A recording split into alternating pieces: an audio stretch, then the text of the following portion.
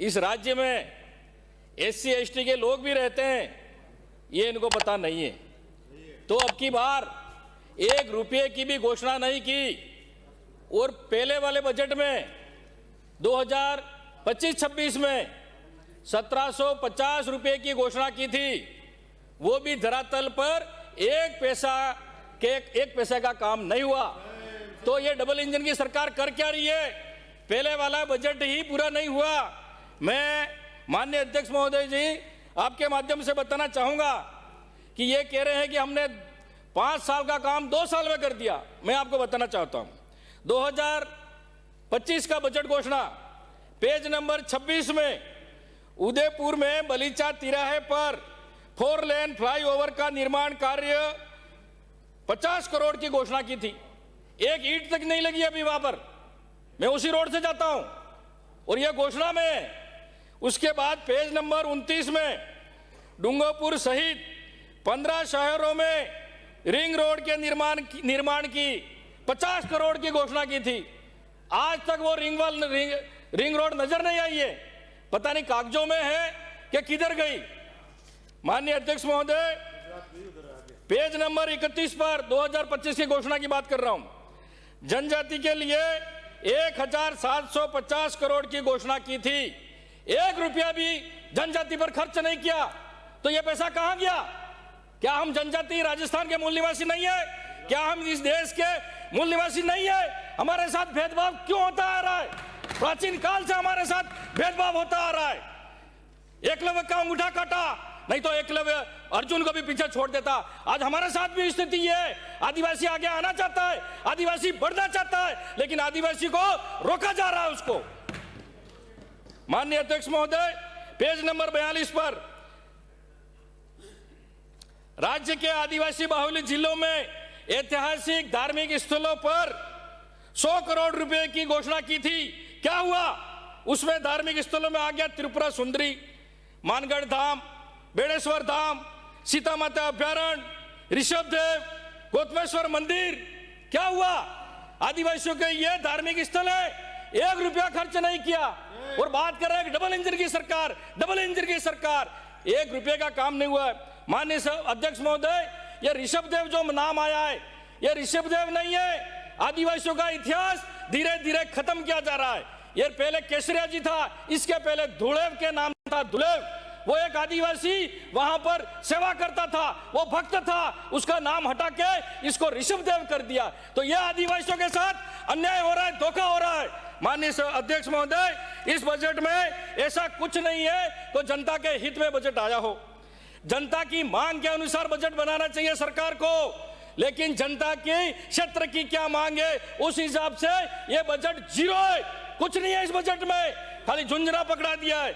माननीय अध्यक्ष महोदय, मैं कहना चाहूंगा हमारे TSP क्षेत्र में युवाओं की क्या मांग है, युवा क्या सोचता है। आज भी हमारे युवा को नौकरी नहीं मिल रही है, शिक्षा नहीं मिल रही है, शिक्षा की व्यवस्था अच्छी नहीं है, लेक्चरर नहीं है, अध्यापक नहीं है। तो यह देश क्या कर रहा है? डबल इंजन की सरकार क्या कर रही है? TSP क्षेत्र में युवाओं की मांग है। अध्यक्ष महोदय, मैं पहले भी कई बार बोल चुका हूं, जनसंख्या के आधार पर हमारा युवा आरक्षण मांगता है सरकारी नौकरियों में। जिसकी जितनी जनसंख्या हो उतना आरक्षण मिलना चाहिए, ये कब से मांग कर रहे हैं। उसके बाद TSP क्षेत्र में प्रशासनिक सेवा में वहां की भौगोलिक स्थिति, वहां की आर्थिक स्थिति, वहां की सामाजिक स्थिति को देखते हुए गरीब जो भील जनजाति के लोग रहते हैं TSP क्षेत्र में 12 में से 6% आरक्षण पृथक से हमको मिलना चाहिए, तो हम वहां के भील थोड़ा ऊपर उठ सकते हैं। हमारे वहां पर जमीन भी नहीं है खेती के लिए, 1 बीघा 2 बीघा जमीन है। माननीय अध्यक्ष महोदय, ये हमारे युवाओं की मांग है। माननीय अध्यक्ष महोदय, जनजाति लोग बिला नाम भूमि पर पढ़े लिखे नहीं होने के कारण चारागाह भूमि पर, बंजर भूमि पर, जंगल की जमीन में बरसों से रह रहे, 100 साल, 150 साल हो गए। लेकिन ये डबल इंजन की सरकार ने 3 बार शिविर लगा दिए, 3 बार कैंप लगा दिए, एक व्यक्ति को पट्टा तक नहीं दिया और ये बात कर रहे हैं कि हमें डबल इंजन की सरकार है, डबल इंजन की सरकार है। माननीय सभापति महोदय, मैं कहना चाहता हूं कि सरकार टीएसपी क्षेत्र में विशेष शिविर लगाए। जो व्यक्ति आदिवासी लोग बरसों से बैठे हुए हैं उनको खातेदारी हक दिया जाए, यह मैं सरकार से मांग करता हूं आपके माध्यम से। माननीय अध्यक्ष महोदय, हमारे बिलों के साथ क्या हो रहा है? जोधपुर संभाग में, सिरोही में, शिवगंज नगर पालिका में कार्तिक भील हत्याकांड हो जाता है। बजट, अरे उस समय में बजट की बात कर रहा हूं, हत्याकांड बजट की बात कर रहा हूं। अध्यक्ष महोदय, वो जमीन के पट्टे के लिए दर दर भटक रहा है और हमारे मंत्री महोदय, सरकार में मंत्री महोदय बैठे हुए हैं, उन्होंने आश्वासन दिया कि आपको पट्टा दिया जाएगा। आज तक पट्टा नहीं दिया गया। ओटाराम जी देवासी जो मंत्री बैठे हुए हैं और उन परिवार को सीएम साहब से भी मिलाया, लेकिन क्यों? क्योंकि वो भील है, इसलिए उनको पट्टा नहीं मिल रहा है। गैर आदिवासी को पट्टा मिल रहा है खांचे वाली जमीन में, लेकिन भीलों को पट्टा नहीं मिल रहा है। वो कह रहे हैं ये जमीन छोड़ दो, आपको दूसरी जगह हम पट्टा देते हैं। ऐसा अन्याय हो रहा है हमारे साथ ऐसा अन्याय हो रहा है। मतलब यह भजन लाल की सरकार और यह सरकार आदिवासी विरोधी सरकार है। मैं कहना चाहता हूं अध्यक्ष महोदय, ये कुपाराम भील जो आज भी 20 महीनों तक धरने पर बैठा था, उसका पूरा परिवार पट्टे के लिए उसको पट्टा नहीं दे रहे। और सरकार जब पीएम आवास घोषणा करती है तो उनको कहते हैं आपके आबादी में आपकी जमीन नहीं है, इसलिए आपको पट्टा नहीं मिलेगा। लेकिन जो खेत में आपका खाता है आप वहां पर बनाओ, फिर वो जमीन गैर आदिवासी ले लेगा तो उसके आबादी भी हो जाएगी, उसको पट्टा भी मिल जाएगा। तो हमारे आदिवासियों के साथ अन्याय क्यों हो रहा है? क्या कर रही है सरकारें? आज तक आदिवासियों के साथ धोखा होता है। माननीय अध्यक्ष महोदय, मैं कहना चाहूंगा हमारे टीएसपी क्षेत्र में कल कारखाने, छोटे मोटे उद्योग धंधे नहीं है। एक नरेगा ही एक है हमारी योजना।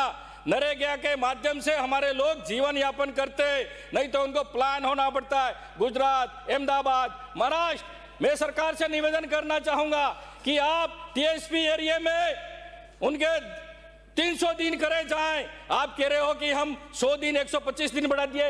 अरे 125 दिन तो हमारी पिछली सरकार ने किए थे, गहलोत सरकार ने 125 दिन किए थे और वहां पर कोई उद्योग धंधा नहीं है माननीय अध्यक्ष महोदय।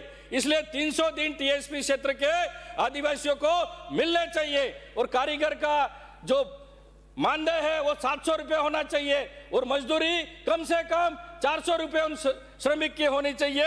ये मैं मांग करता हूं। माननीय अध्यक्ष महोदय, जो गहलोत सरकार की जो योजना थी अन्नपूर्णा किट योजना, वो इस सरकार ने डबल इंजन ने बंद कर दी। अब खाली थैली पकड़ा दी। अरे कम से कम पैकेट तो भर के देते, कम से कम जिसके बेटा बेटी नहीं है वो परिवार तो कम से कम महीना भर चलता था। ऐसे स्वास्थ्य में 25 लाख तक का निःशुल्क बीमा, फ्री इलाज, 10 लाख का दुर्घटना बीमा योजना, फ्री की जांचें, एमआरआई, सिटी स्कैन, फ्री की दवाइयां, ये सब इस सरकार डबल इंजन की सरकार ने बंद कर दी है। इस बजट में ऐसा कुछ नहीं है। माननीय सभापति महोदय, मैं कहना चाहूंगा माननीय अध्यक्ष महोदय, जो शहर के पेयजल को लेकर अभी जो जेजेएम या जो काम चल रहा है शहर में, पूरी सड़कें खोद दी है, लोग घर से बाहर निकल नहीं सकते और आप कह रहे हो हमने घर घर नल पहुंचा दिया। इस स्थिति में ये डबल इंजन की सरकार ने ऐसा कुछ काम नहीं किया। एसटी एससी की छात्रवृत्ति समय पे नहीं मिल रही है, उनकी छात्रवृत्ति बढ़ाई जाए और जनजाति छात्रावासों की हालत बिल्कुल खराब है, बिल्कुल दयनीय है, जर्जर है, कभी भी बिल्डिंग गिर सकती है, उनके पलंग की स्थिति खराब है, उनके बिस्तरों की स्थिति खराब है। इस तरह से इस बजट में कुछ नहीं है। और माननीय जलदाय मंत्री ने पूर्व बजट में घोषणा की थी हैंडपंप मिस्त्रियों की हम भर्ती करेंगे। अभी तक क्या हुआ भाई? दूसरा बजट आ गया, एक भी भर्ती नहीं की है। ये झूठ बोलने वाले लोग हैं, जोर से बोलने वाले लोग हैं, धरातल पर काम नहीं हुआ है। माननीय अध्यक्ष महोदय, शंकर लाल ढेचा।